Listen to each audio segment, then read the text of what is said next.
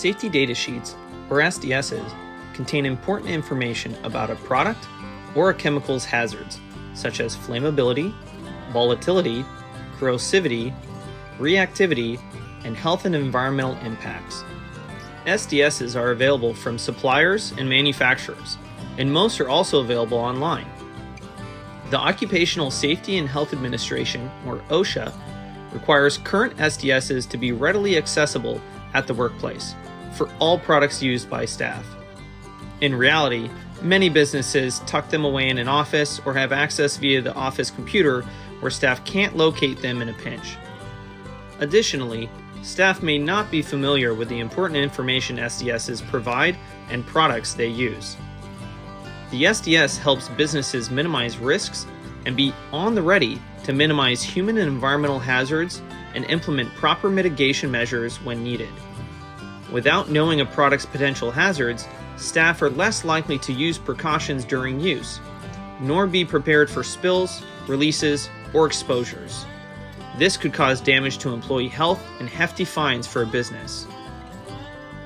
SDSs can also help employers and staff identify safer alternative products in efforts to reduce exposure and toxicity risks of releases to air, water, and ground. Here are some basics to make the most of SDSs and hopefully reduce the factor often associated with reading safety data sheets.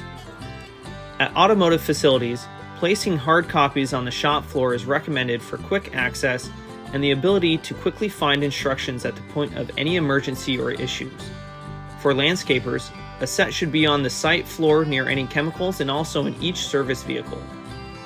A binder or a file box are good options, or pin the entire stack of SDSs on a bulletin board.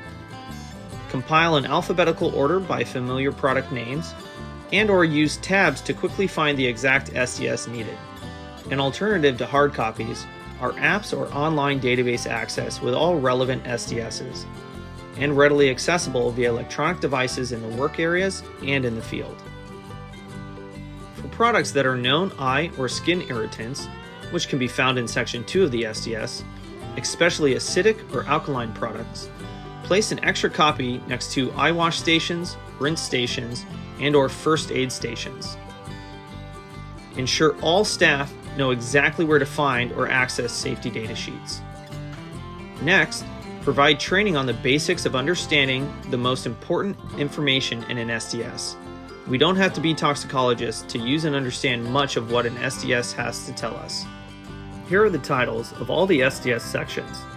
We can't cover all sections in much detail in this video, but additional guidance can be found on the OSHA website. Reference the resource section at the end of this video for the QR code. Section 1 lists the product names and brand, and importantly, emergency and manufacturer phone numbers. Section 2 covers hazard identification, which can be helpful for safe use of a product, but also to review before purchasing products to ascertain whether you prefer a safer product. Formats may differ from one SDS to the next, but common elements are in Section 2 are signal words, pictograms, hazard codes or phrases, and precautionary statements. Most SDSs rank the severity of the hazard using the Global Harmonized System of Classification and Labeling of Chemicals, or GHS. For GAS ranking, Category 1 indicates a severe or very high hazard level. Category 1A is less hazardous than Category 1, but more hazardous than Category 1B, and so on.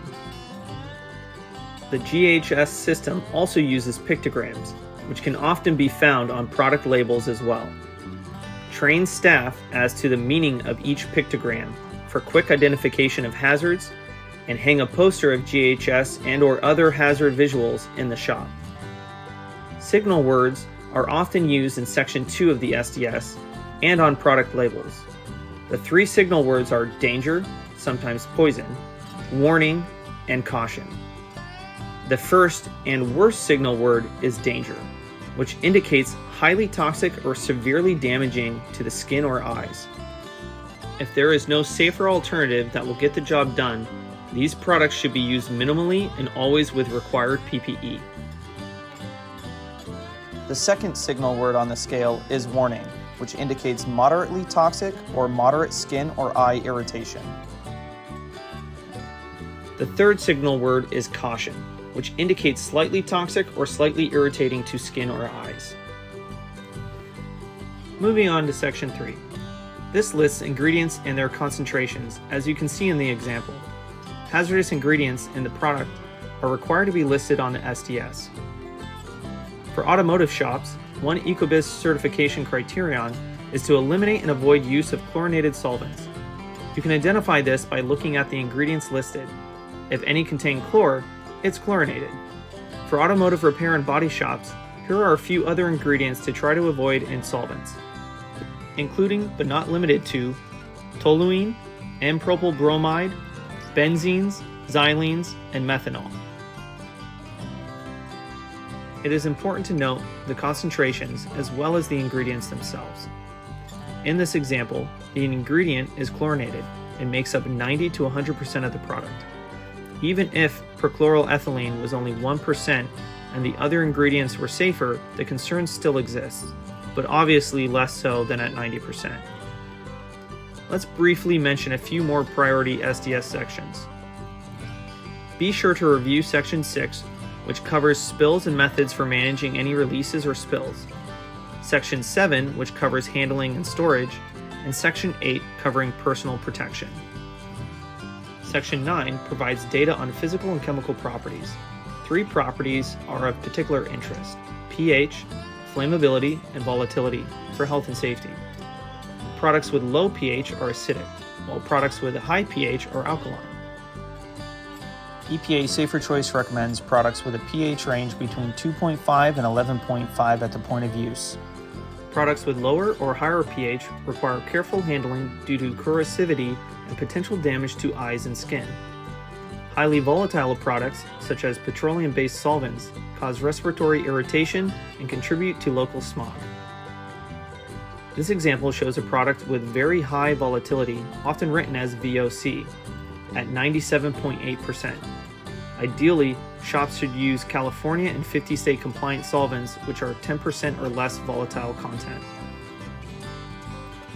Section 10 discusses stability and reactivity and explains the outcome of possible reactions of incompatible materials and heat exposure.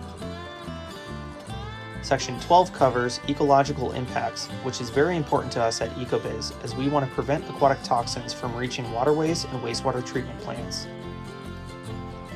Look for phrases or warnings such as harmful to aquatic life to understand its environmental impacts and need for proper use and disposal. Finally, Section 13 identifies hazardous waste codes for the product and disposal guidance in the event that you have unused product or spent product to dispose of. See our hazardous waste module for further guidance on disposal. Being prepared with knowledge from safety data sheets can help identify safer products. Most importantly, it ensures you, your staff, the community near your shop, and the environment are protected from hazardous pollutants. Help keep our rivers and streams and all those who depend on them healthy. Reach out to an EcoBiz staff member for further technical assistance.